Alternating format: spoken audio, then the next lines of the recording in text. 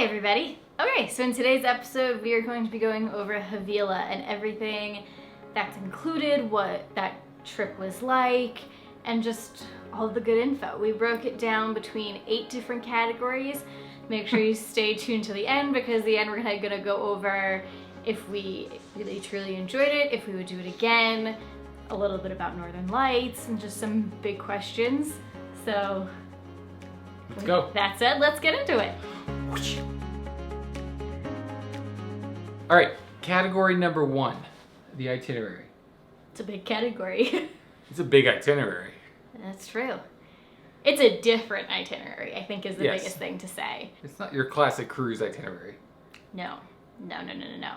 So basically there are 2 main lines that currently do this coastal route of Norway. Back in the day there used to be several, but right now it's Hurtigruten, which is pretty much the original starter of the entire thing. The route is sometimes even referred to as the Hurtigruten line, and then Havila.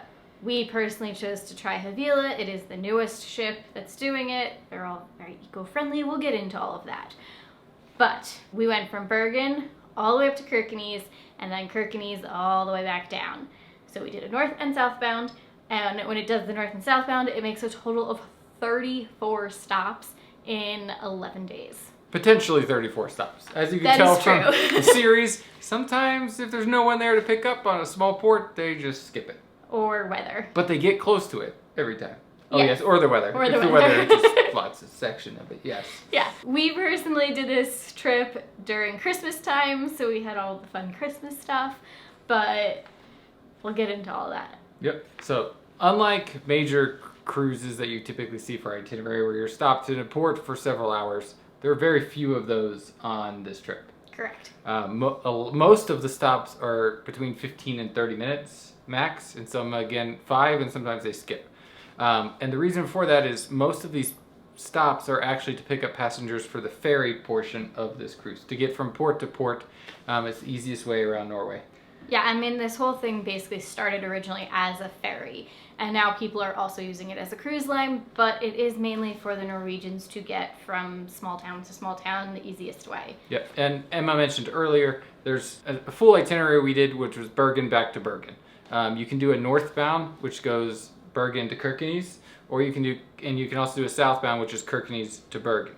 Now the length of them are different. One is 7 days, one is 5 days. 6.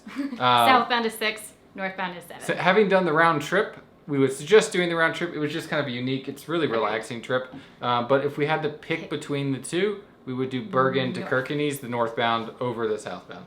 Yeah, I think there was just a few more longer stops with the northbound, and then also in the northbound you get to experience the Arctic Circle ceremony, which we'll explain a little later in the video. But I just felt like the northbound had a little bit more stuff. So if you're tight on a budget, I would say, and you had to pick between the two or time or whatever, personally I would pick the northbound. And then Jack was saying that a lot of the stops can be short stops. There's also a decent amount of stops that are several hours and you can get out and explore and everything. And then you can book excursions through Havila. And there's several excursions actually where you can get off at one port, you go do your excursion, and then they drop you back off at a different port. So the ship continues to move on its merry way, and you get dropped back at a different spot, which is kind of fun. I did one of those excursions. You stayed on board with our daughter. It didn't work like we wanted it to work. No, but because we saw moose, and I think that kind of delayed us a few minutes. But it's really kind of cool that you could get on, go from different port to port, and that they're actually that close in reality. It's just a different kind of experience. I feel like the only other place that you would maybe experience something like that would be on a river cruise, not a boat that's actually in the ocean. Ship, boat, sorry. YouTube comment below. So to piggyback on that getting on and off anywhere kind of thing, Jack had said you can do either northbound or southbound. You actually don't have to do just a northbound or just a southbound. You can get on at pretty much any port and then get off at pretty much any port. And that you can get a full room and get your food and everything included. You can do just several days, or you can do the north or southbound. So yeah, we saw a few people get on the ship and go basically a day, but they didn't get a room. They just kind of stayed in the lounge. And Some did, though. some got a room and some crashed in the lounge for the evening. There is a room where if you're just doing it for a few hours or like 24 hours or something, you can book a room that just kind of has Loungers? like lounger chairs, like almost like first class seats would maybe be like the best way. They don't fully recline, but they definitely like reclined a little bit, had some extra space, kind of just like a nice little quiet space in case you wanted to take a little nap or something. But it's unique in the fact that you can get on and off kind of almost wherever you choose. Yep. So one super unique thing about this itinerary is if, say, you wanted to get off in Ålesund, just for an example, you could get off that ship, spend a couple days in Ålesund, and continue the journey northbound on a different ship. That is true. Which leads us into our ship category. Yes, but that's like just nuts to think about. That is true. That does lead us very segue-ish into the next category, which is ships. There's a total of 4 ships. They started in 2021, with the first one being the Capella ship, and then Which is what we did. Okay, we were on Capella. And then there are 3 more that came out in 2022. They came out with Castor, and then in 2023, they came out with Polaris and Pollux. Now, granted, they do have 4 ships. They're all identical. Their layouts are the same. There's no variation between any of them. Even though they came out in different years, they're all exactly the same. So really, it doesn't matter what ship you pick because they're the same. It just depends on the dates that work best for you, and they do the same exact itinerary. They kind of just keep going back and forth up and down the coast. And one special thing that I personally thought was really fun is since they do keep going up and down the coast, you pass those other ships along the way, and when you do, everybody gets super excited. They honk the horn, they flash the lights, everybody waves. It's just kind of fun. I don't know if you honk a horn on a ship. Well, there's a horn, like the foghorn, or the horn. There was a horn. Do you honk a foghorn? I don't know. Leave us a comments below if you honk the horn, or if is it like there's a tractor different trailer horn. where you're like, "Arr." Or just a simple button. It's probably a button. It's probably a button. All right. If it's a button, please leave a comment below.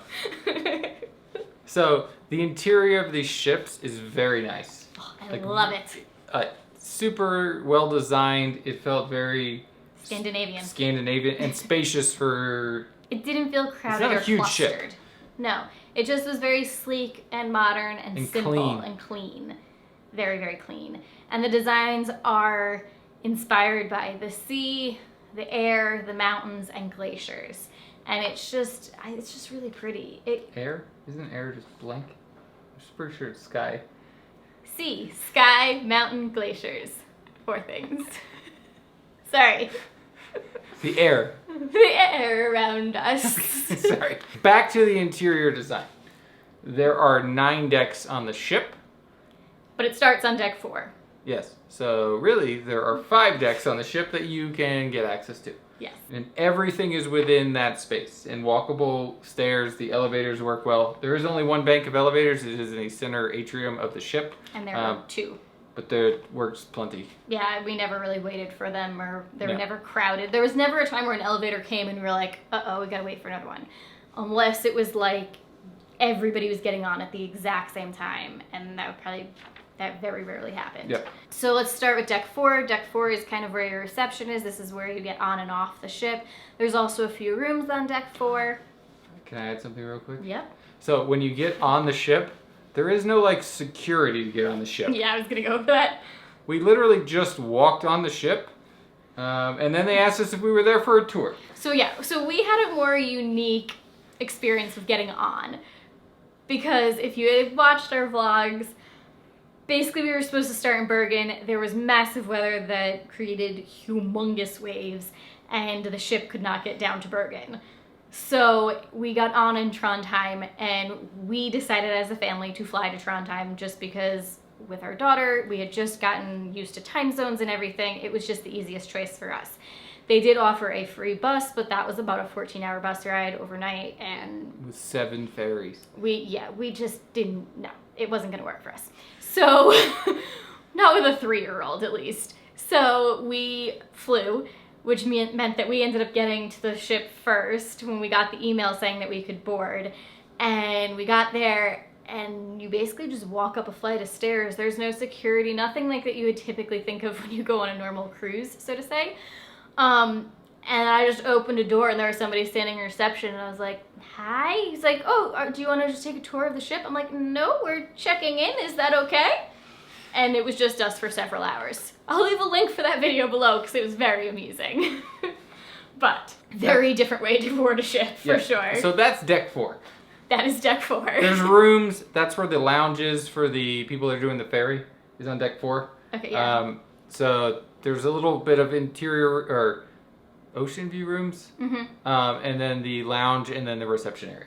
And laundry, I believe, as well. Yes, and laundry. Which is included free. That is true. On your trip. Which is awesome. Yes. Very and it has nice the washing powder and the laundry detergent and dryer sheets all there. It's basically all free. Yep. And an ironing board. That is also nice. Deck 5 is just rooms, so nothing really happening there. Deck 6 is kind of like your home base, let's say. That's where a lot of the loungy areas are on the sides and the front. It's also where you'll find the excursion desk. It's also where the cafe is, the main dining, as well as the specialty dining. There's one specialty dining on board, and as well as a small shop and a conference room where they do different lectures and stuff throughout the cruise. Deck 7 is rooms as well as the gym. It was small, correct? I never went there. Yes, it was adequate for the size of the ship. Okay. And then deck 8 is mostly suites as well as some outdoor space. That's where you'll find the jacuzzis and the sauna. And there's a small bar outside as well. That's where they do a lot of their outdoor activities.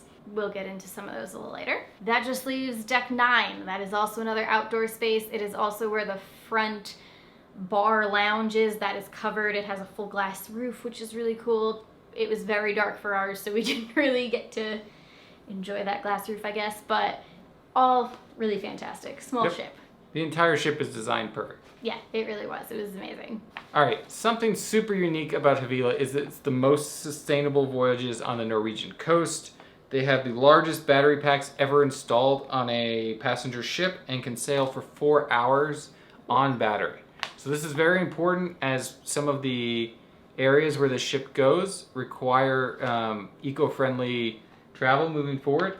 Like Getaway, which is a UNESCO World Heritage Site, they are not allowing any fueled ships to come through. They have to be battery operated. So that allows them to go the 4 hours just on battery packs and not have to use gas. And then when that goes into effect in 2026 or 2027, they may have pushed it back a year, they will be able to get into Getaway, unlike most large cruise lines. Yep.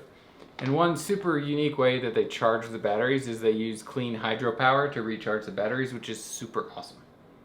Along the lines with the eco-friendly tourism, you won't see plastic on board. It is all paper straws, paper cups, very limited plastic, and it's all recycled. So if they do sell in the cafe Pepsi's and Coke products and probably some other things I don't remember. They were Norwegian drinks. Norwegian juices. They do come in plastic, but it's 100% recycled PET that those are put in, and they also have recycling on board for those. And even if you get a cup of coffee, they don't have it in a to-go thing. They just give you a mug. So they're very conscious about waste. Yep, and around the ship, there's refillable water stations for your water bottle, as well as stations for water glasses if you would like a glass of water anytime. Yeah, and then to kind of piggyback on that, they also will only clean your rooms every other day. If you need them to clean them every day, you can put a sign up and request them to do it more than once, but they do request that it is every other day just to save some energy and water and all that fun stuff. Yep. Okay, so next category is the crew. We always like to shout out the crew because they are part of what makes your trip so amazing. And this crew was absolutely amazing, like most. Yeah, Poppy had a blast. Poppy loved every second of it. Majority of the crew spoke Norwegian, English, and German. And so if you speak any of those, it's very helpful. And all the menus for the restaurants are also in all 3 of those languages. And when they make announcements, they are also in all 3 of those languages. So, which is kind of funny to hear the same announcement in 3 different ways. Because yeah. One will be very short, and the other one, to get to that same message, maybe 10 times as long. Yeah. But it's just kind of nice that they accommodate all 3 of those languages, and no one really seemed to have any issues. I would say most of the passengers were either Norwegian, American, a few British, and a decent amount of German as well. Yes. Not a huge amount, but definitely a few for sure. So that seems like that's the predominant crowd that they cater to. A lot of the crew has worked on the coastal coastal line for a while. Some of them had worked for Hurtigruten before joining Havila, and go back and forth. Also, a lot of them, the way the contracts are set up, they'll work about 2 weeks on, is what they told us, and they have a couple weeks off. And so a lot of them have second jobs when they get back home. So they'll work on the Havila ship or the Hurtigruten ship for a couple weeks, and then go back and have a job. Like the one of our waitress was a nurse. And so she did 2 weeks on and then 2 weeks off. Yeah, and some just go home and chill because they're Yeah. on they're on. Like they're working morning to night. They're very busy, working very hard. But it was kind of nice to see that they had a good work-life balance. Like they weren't on the ship for months on end without getting to go home or anything. They got to go home and have a break. Yeah, and it was kind of cool because you would talk to them, and the way they would hand off on ships is they would have a crew member in their hometown that they would trade off with. So They tried their very best. They tried their very best. So they would try to drop off the crew in their hometown and then pick up the next crew for the replacement there. Yeah, which is nice. All right, the next section is life on board. If you are expecting a party scene No. with water slides, go-karts, laser tag, video Arcades. games, anything, Theater.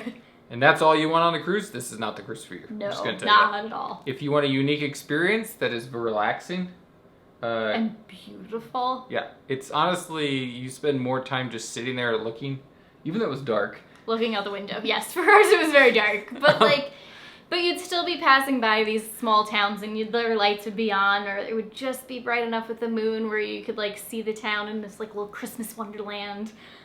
Is what it looked like because everything was covered in snow.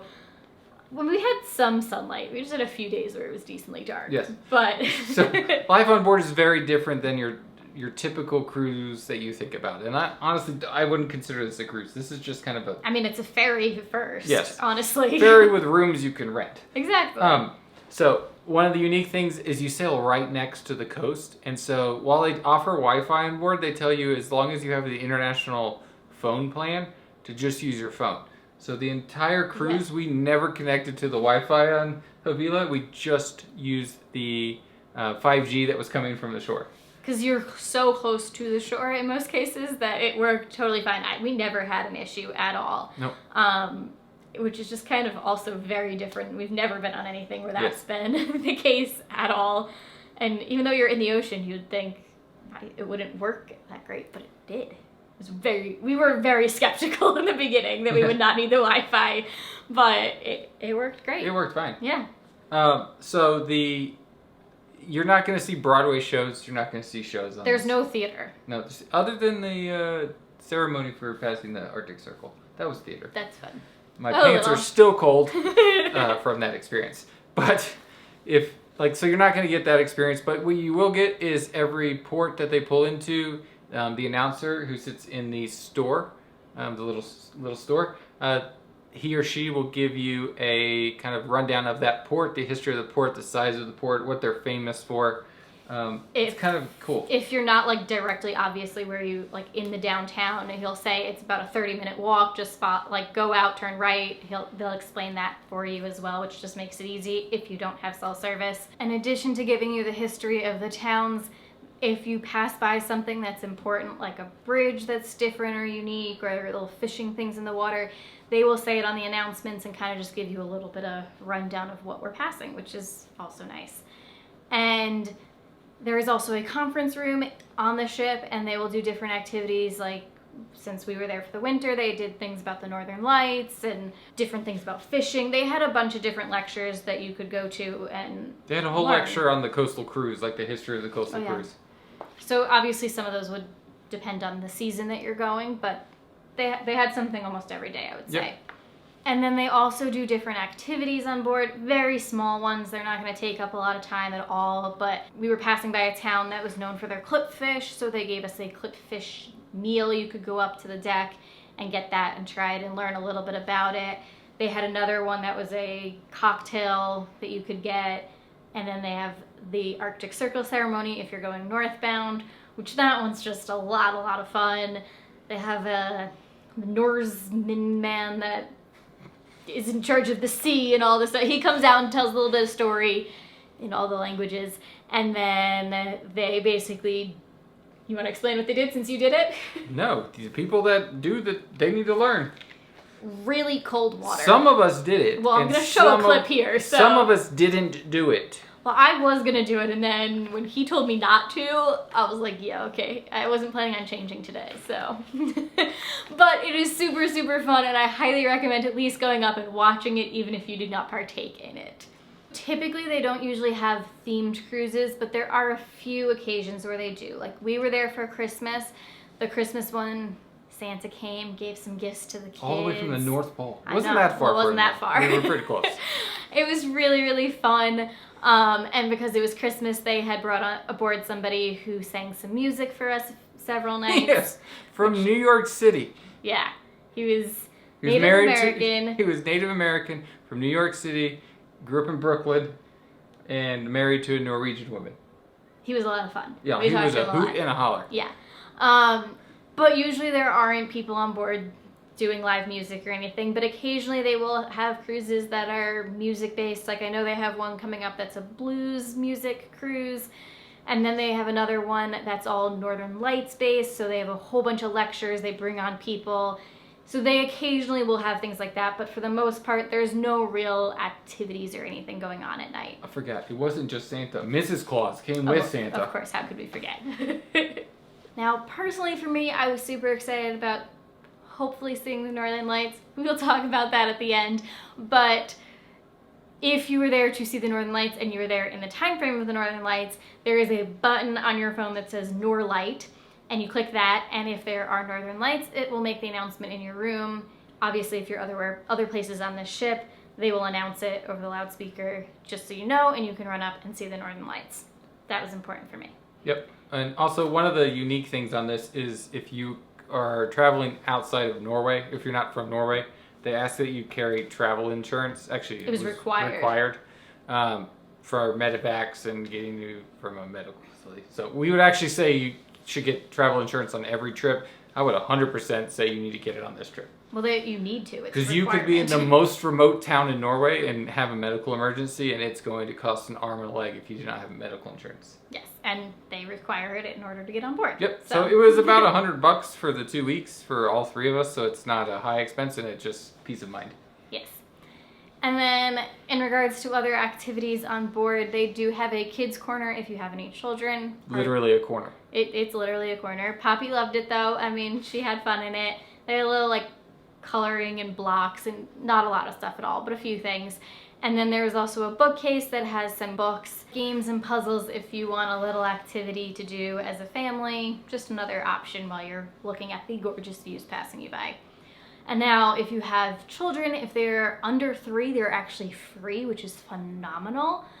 And if they are under 12, I think they might be full price for like to get on board, but excursions are half price if they're under 12. So just to keep in mind if you bring your kid along. Next section is food and drink. And if you've watched any of our episodes, you know we like both. And this is probably the farthest back we've pushed it. Usually it's our first topic. Yes. So if you are doing a room, if you booked a room, you have, as part of your fare, access to the Havila dining room. That's your main dining room. That's your main dining room. For breakfast, lunch, and dinner. They do have set times, so when you get on board, you go book your time for the cruise. You do have some flexibility if you need to adjust that based on excursion or just you want to change it, but you do reserve a time for lunch and dinner.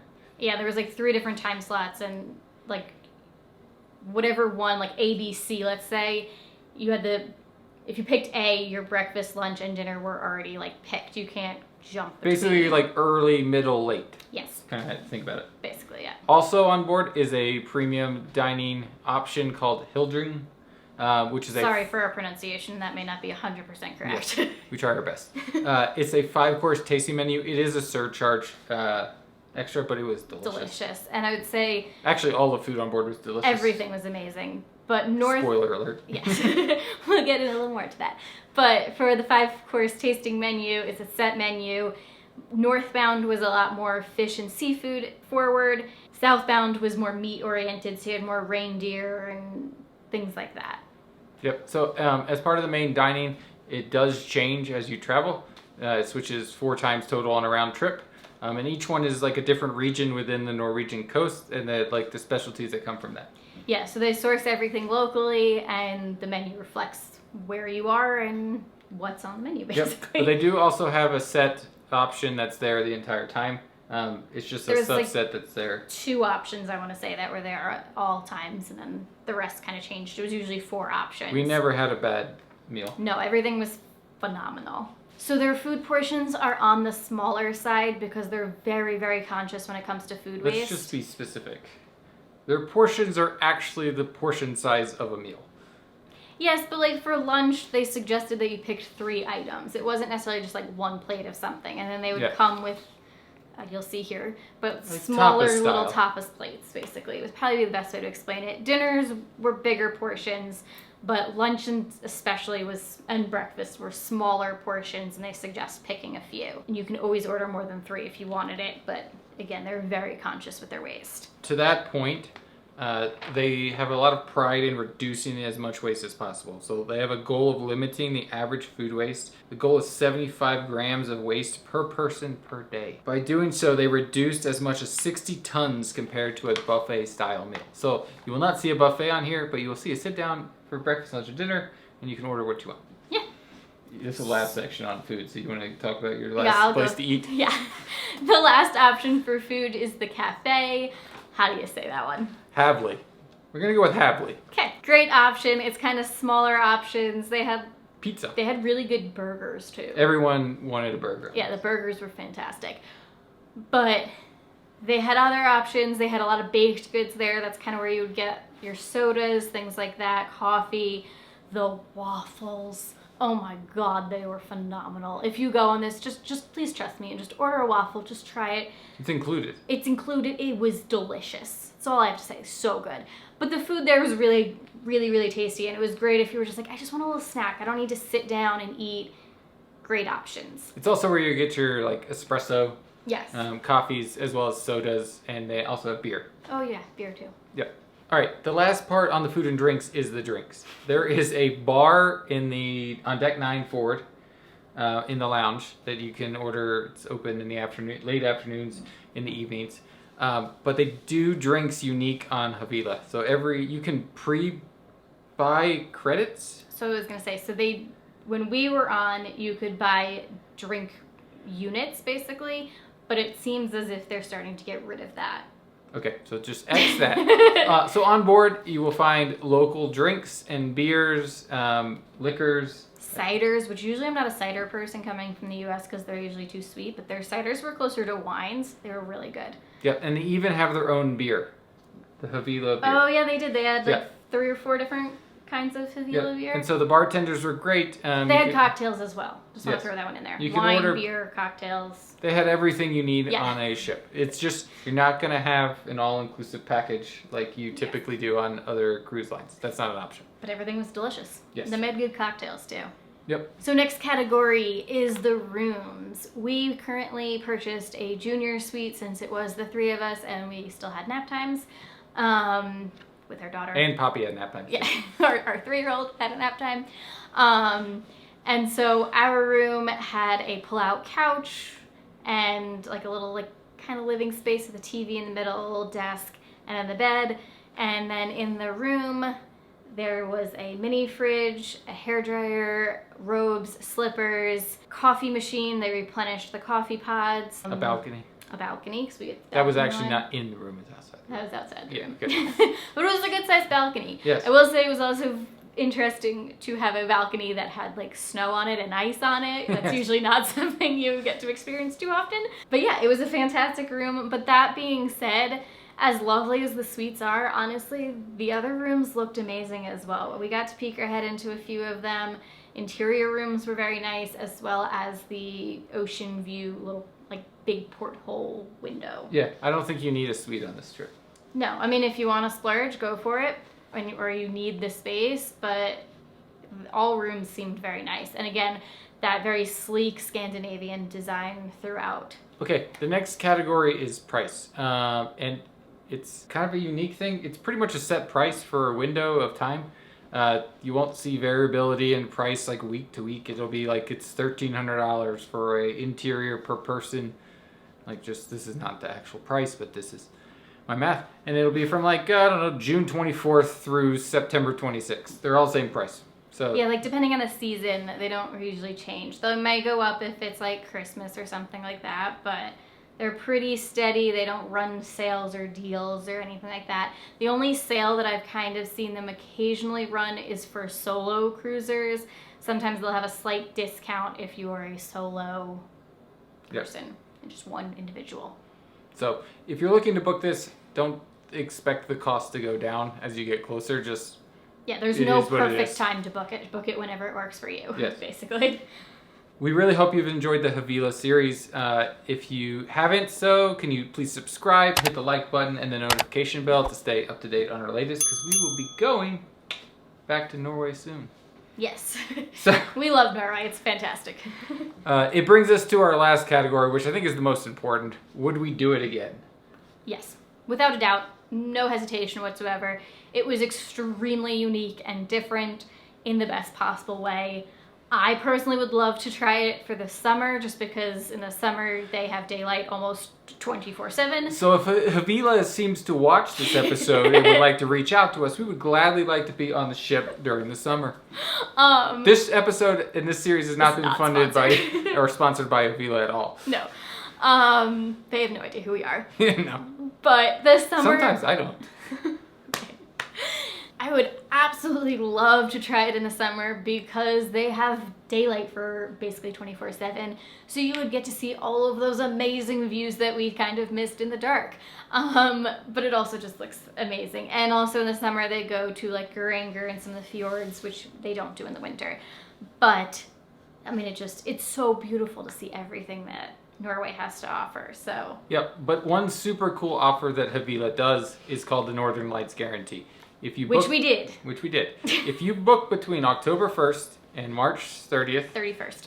March 31st. I forgot how many months. Yeah, it's okay. Yeah. And you do a round trip, and a very key there is you have to do the full round trip. Yes, so and north to south. So yes. Bergen, Kirkenes, Kirkenes, Bergen. And you do not see the Northern Lights. In that time frame, you get a free northbound or southbound. You get to pick one of those. One of those interior room for your party. And we did not, unfortunately, see the Northern Lights. We just had too much snow and weather, and so unfortunately we did not manage to see them. But they did hold up their end of the bargain, and the best of both worlds. We did see them when we got home to Colorado. Yeah, like a few weeks or a few months later, we did manage to see the Northern Lights in Colorado, which was very cool, but we did not see them in Norway. But they did hold up their end of the bargain and offered a either northbound or southbound interior room that includes all of your meals, because you can book it without meals included. Yep. The only caveat was that you had to book it within a month of getting off of the ship, which we did, but I was very pleasantly surprised that they did do that, and they honored it, and they were very efficient and quick with giving that offer to everybody that had done north and southbound.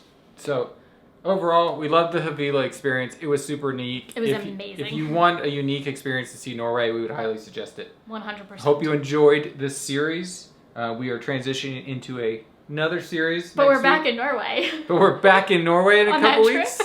So if you've liked the Norway episodes, stay tuned, because we'll be back there soon. With more Norway stuff. With more Norway stuff. So till next time, get out and live a little. Bye, guys.